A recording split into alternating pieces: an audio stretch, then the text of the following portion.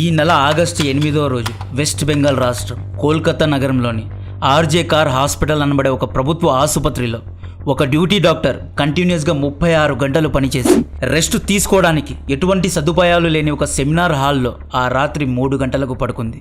ఆ seminar hall అనేది hospital బయట ఎక్కడో లేదు, హాస్పిటల్ లోపలే ఉంది. ఆ రాత్రి సంజయ్ రాయ్ అనబడే ఒక ఉన్మాది సెమినార్ లోపల దూరి ఆ అమ్మాయి పైన అత్యాచారం చేసి బలవంతం చేసి చంపి పారిపోయాడు. ఆ అమ్మాయిని అర్ధరాత్రి పబ్లిక్ ప్లేసెస్లో లేదా అడవిలో అత్యాచారం చేయలేదండి, హాస్పిటల్ లోపల చేశాడు. విక్టిమ్కు nose bleeding, vaginal bleeding, broken neck, multiple fractures అయ్యాయి అంటున్నారు. క్లియర్గా ఇది అత్యాచారం మరియు మర్డర్ కేసు అని తెలుస్తున్నా కూడా అక్కడి లోకల్ హాస్పిటల్ యాజమాన్యం దీన్ని ఆత్మహత్యగా సూసైడ్ లాగా చిత్రీకరించాలి అనుకున్నారు. కేసును మూసివేయడానికి చూశారు. అక్కడి పోలీసులు ఈ ఇష్యూను అణిచివేయాలి అని చూశారు. ఎందుకంటే లైంగికంగా అత్యాచారం చేసిన సంజయ్ రాయ్ అనబడే వ్యక్తి ఒక సివిక్ వాలంటీర్. సివిక్ వాలంటీర్ అంటే పోలీస్ వ్యవస్థలో పని చేస్తాడు, కానీ ఇతను పోలీస్ కాదు. పోలీసులకు హెల్ప్ చేయడానికి వీరిని నియమించడం జరిగింది. ఏ రాష్ట్రంలో లేనిది ఒక్క వెస్ట్ బెంగాల్లోనే లక్షల్లో సివిక్ వాలంటీర్స్ను నియమించారు. గత 4 రోజుల నుండి హెల్త్ వర్కర్స్, డాక్టర్స్ ప్రొటెస్ట్ చేసిన తర్వాత అప్పుడు అధికారులు కళ్ళు తెరిచి విచారణ చేస్తున్నారు. हॉस्पिटल अपने अगर वर्क प्लेस में सेफ नहीं है तो वो क्या एक्सपेक्ट करते हैं, हम कैसे आगे कुछ ट्रीट करें? जब सेफ्टी नहीं है तो हम पेशेंट्स कैसे ट्रीट करें? आज हम बर्दाश्त करें वो चीज़ कल किसी पेशेंट के साथ हो सकता है. डॉक्टर सेफ ने अपनी ड्यूटी में जो अपना काम कर रहा है वही चीज़ एक पेशेंट के साथ ही हो सकता है. ప్రస్తుతం ఈ కేసు ఇన్వెస్టిగేషన్లో ఉంది. ఇనిషియల్ రిపోర్ట్స్ ఆధారంగా లైంగికంగా ఒక్కరు కాదు చాలామంది పాల్గొన్నారు అని చెబుతున్నారు. చాలా పెద్ద ఇష్యూ అండి ఇది. వెస్ట్ బెంగాల్లో మన సందేశ్ ఖాళీ జరిగింది, ఇప్పుడు కోల్కతా డాక్టర్ ఇష్యూ జరుగుతోంది. ఆ రాత్రి ఎగ్జాక్ట్గా ఏం జరిగింది అనేది టైమ్ లైన్స్తో సహా ఎక్స్ప్లెయిన్ చేస్తా. వీడియో రీచ్ కోసం లైక్ అండ్ సబ్స్క్రైబ్ చేయండి. ఈ సంజయ్ రాయ్ అనేవాడు ప్రభుత్వం ద్వారా అపాయింట్ చేసిన సివిక్ పోలీస్ లేదా సివిక్ వాలంటీర్ యొక్క పని పోలీసులకు సహాయం చేయడం అన్నమాట. ఆగస్టు 5 నుండి ఆగస్టు 8 మధ్యలో సంజయ్ ఖరగ్పూర్లోని సల్వా అనే ఏరియాకు వెళ్ళి పోలీస్ వెల్ఫేర్ సొసైటీ అనబడే ఒక మీటింగ్లో పాలు పంచుకున్నాడు. ఆగస్టు 8 ఉదయం తిరిగి కోల్కతాకు వచ్చాడు. ఇతను కోల్కతాలోని ప్రభుత్వ మెడికల్ కాలేజ్ అండ్ హాస్పిటల్ అయిన ఆర్జీ కార్ హాస్పిటల్లో బ్రోకర్ పనులు, ఏజెంట్ పనులు చేసేవాడు. అంటే పేషెంట్స్కు అడ్మిషన్స్ ఇప్పించడం, పేషెంట్కు ఆపరేషన్స్ అయ్యేలాగా చూడడం వంటివి చేసేవాడు. అదే రోజు సంజయ్ ఒక పేషెంట్ను హాస్పిటల్లో అడ్మిట్ చేసి ఇంటికి వెళ్ళిపోయాడు. మళ్ళీ రాత్రి తిరిగి వచ్చి మార్నింగ్ అడ్మిట్ చేసిన పేషెంట్కు ఎక్స్రే చేయించి వెళ్ళిపోయాడు. మళ్ళీ ఆగస్టు 9 అర్ధరాత్రి 1 గంటకు తిరిగి హాస్పిటల్కు వచ్చాడు. ఎందుకు రాత్రి రావాల్సి వచ్చింది అంటే సంజయ్ యొక్క ఇంకొక పేషెంట్కు సర్జరీ ఆపరేషన్ ఆ రాత్రి షెడ్యూల్ అయింది కాబట్టే తిరిగి వచ్చాడు. ఇతను పేషెంట్స్కు ఎందుకు సపోర్ట్ చేస్తున్నాడు అంటే ఇతను ఇక్కడ సోషల్ సర్వీస్ చేయడం లేదు, బ్రోకర్. కాబట్టి సంజయ్ అడ్మిట్ చేసిన ప్రతి ఒక్క పేషెంట్కు హాస్పిటల్ యాజమాన్యం అడ్మిట్ చేయించినందుకు సంజయ్కు కొంత కమిషన్ ఇస్తుంది, కొంత డబ్బు ఇస్తుంది. కాబట్టే ఇటువంటి పనులు చేస్తున్నాడు. ఇక్కడ ఈ ఇష్యూలో ప్రభుత్వ హాస్పిటల్స్లో సివిక్ వాలంటీర్స్ బ్రోకర్స్ లాగా మారి పేషెంట్స్ దగ్గర డబ్బులు దోచుకుంటున్నారు. ఇక్కడ హాస్పిటల్ యాజమాన్యం తప్పేంటి అంటే సంజయ్ లాంటి బ్రోకర్స్ను మీరెలా హాస్పిటల్ లోపల అలో చేశారు? ఇతను డాక్టర్ కాదు, నర్స్ కాదు, హెల్త్ ఎక్స్పర్ట్ కాదు, మరి ఎందుకు అలో చేస్తున్నారు? ఈ సంజయ్ అనే వ్యక్తి తనకు ఇష్టం వచ్చిన టైంలో హాస్పిటల్ లోపలికి వస్తున్నాడు, పోతున్నాడు.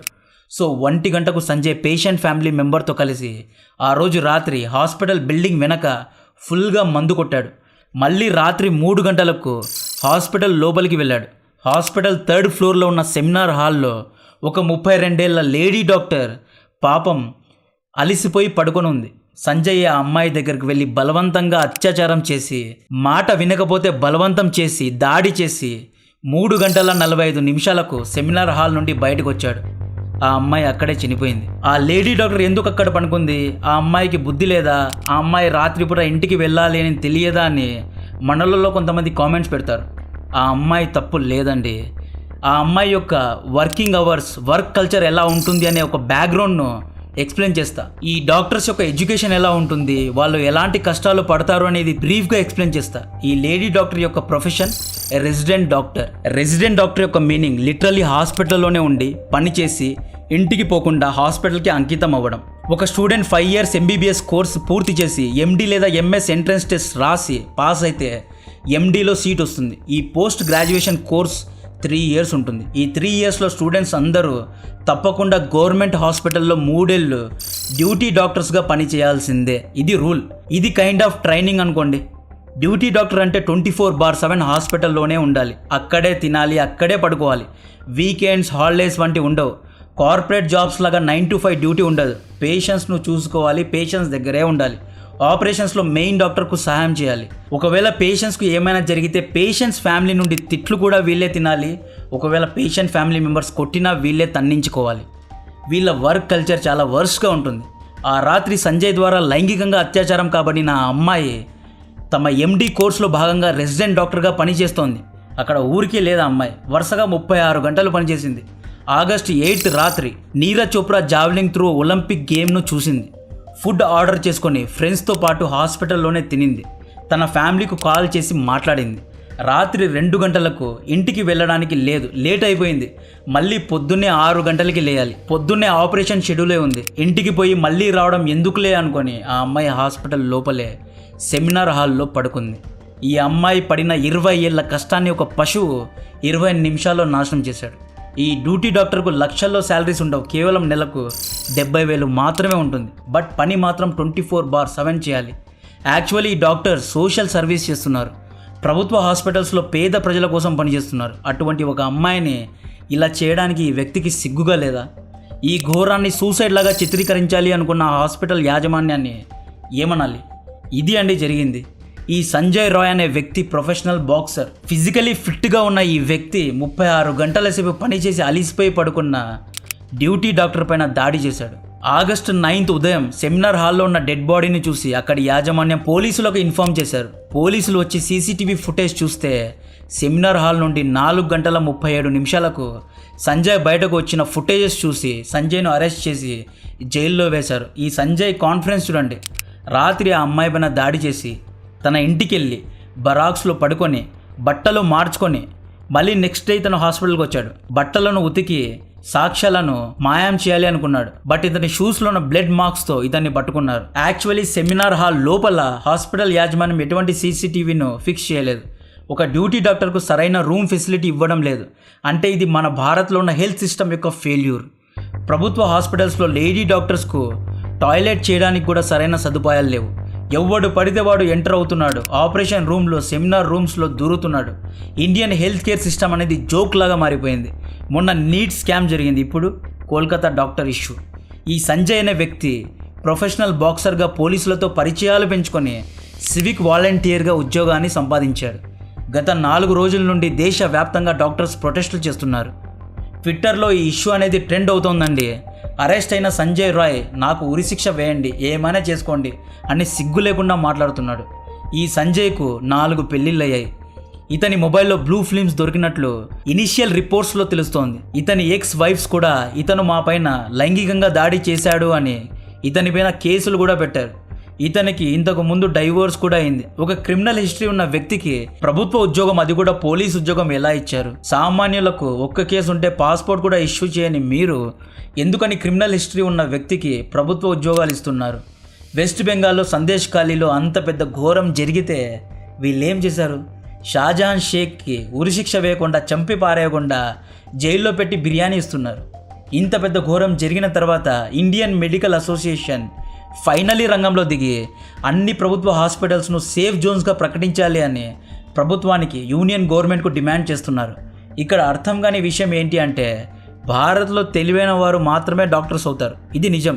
టాలెంట్ ఉన్న వాళ్ళకే డాక్టర్ సీట్ అనేది వస్తుంది. ఇంత టాలెంట్ ఉన్న డాక్టర్ అసోసియేషన్ సభ్యులు కూడా రియాక్ట్ అవుతున్నారు. ప్రొయాక్టివ్గా ముందే ఎందుకు యాక్ట్ కాలేదు? డ్యూటీ డాక్టర్స్ను ప్రభుత్వ హాస్పిటల్స్లో పశువుల్లాగా సదుపాయాలు లేకుండా చూస్తున్నారు. ఇది ఒక వాటర్ షెడ్ మూమెంట్ లాంటిది. ఈ ప్రొటెస్ట్ మీరు ఎప్పుడో చేసి ఉండాలి. First of all senior doctors ఏం చేస్తున్నారు? మీ జూనియర్స్కు బేసిక్ ఫెసిలిటీస్ ఉండేలాగా చూసుకునే బాధ్యత ఎవరిది? State health department senior doctors అందరి హాలిడేస్ను క్యాన్సిల్ చేసి తక్షణమే ఈ ఇష్యూ గురించి పని చేయాలి అని హెచ్చరించడం జరిగింది. డాక్టర్స్ యొక్క మెయిన్ డిమాండ్ ఏంటి అంటే ఆగస్టు 14 లోపు ఇన్వెస్టిగేషన్ను పూర్తి చేయాలి, లేదా CBIను రంగంలో దింపాలి అని డిమాండ్ చేస్తున్నారు.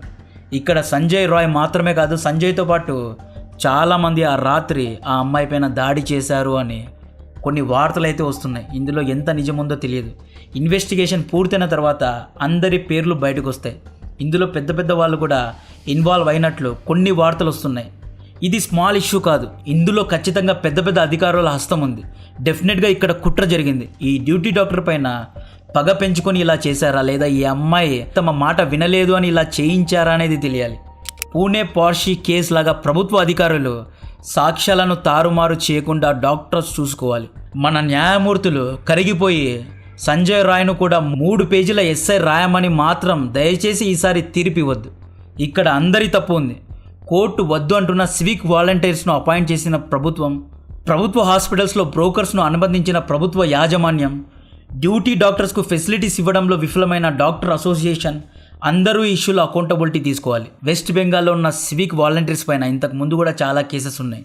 ఈ సివిక్ వాలంటీర్స్ అనేవాళ్ళు వెస్ట్ బెంగాల్లో పోలీసుల్లాగా బిహేవ్ చేస్తారు, దౌర్జన్యం చేస్తారు అని ఎన్నో కేసెస్ వీరిపైన ఉంది. కోల్కతా హైకోర్టు కూడా వీళ్ళ గురించి వార్నింగ్ ఇచ్చింది. అయినా ప్రభుత్వం ఎటువంటి జాగ్రత్తలు తీసుకోలేదు. ఈ ఇష్యూ గురించిన మరిన్ని అప్డేట్స్ ఇస్తూనే ఉంటా. కాంటెంట్ నచ్చితే వీడియోను లైక్ చేయండి, ఛానల్ను సబ్స్క్రైబ్ చేసి అందరికీ షేర్ చేయండి. జై హింద్.